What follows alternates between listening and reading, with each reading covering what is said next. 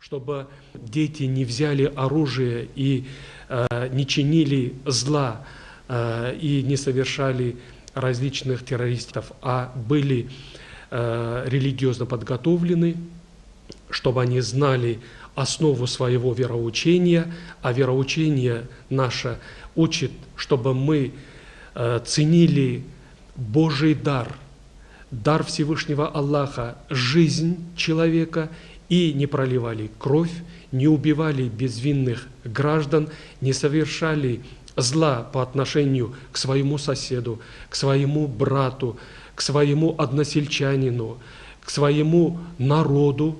Народ видит, как президент улучшает и экономическое положение республики, и поднимает политический авторитет республики не только в России, но и в мировом масштабе.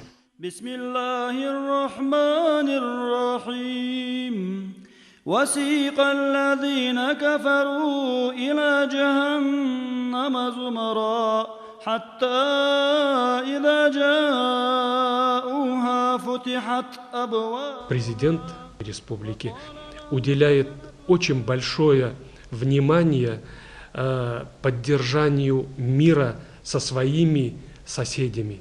А это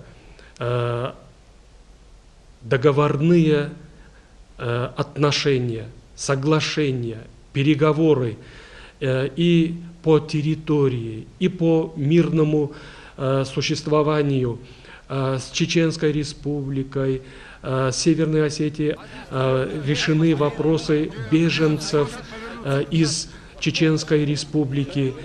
А ведь этих семей тоже надо было обеспечивать всем.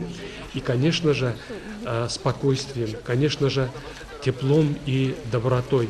Мы находимся в республике Ингушетия. Это наши братья ингуши. Не то, что тут стоит Мурат Зязиков или правительство, председатель правительства. Я не хочу преувеличить.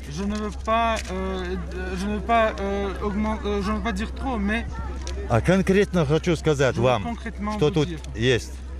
Мы, беженцы из Чечни, очень благодарны Мурату Зязикову, правительству Республики Ингушетия, за то, что эти люди очень помогают нам. В конце концов, мы в Ингушетии в палатке не закрываем дверь, как в Чечне. Можно было бы отрезать, и никаких переговоров, никаких вопросов по решению этих проблем пригородного района. А человек должен находить силы, чтобы продолжить переговоры во имя своего народа, во имя спокойствия и мира на Северном Кавказе. Для этого необходим диалог, необходимы переговоры, а это делать умеет президент Зязиков. И вот сегодня мы видим, как сегодня духовно возрождается, экономически возрождается, политически возрождается ваша молодая республика.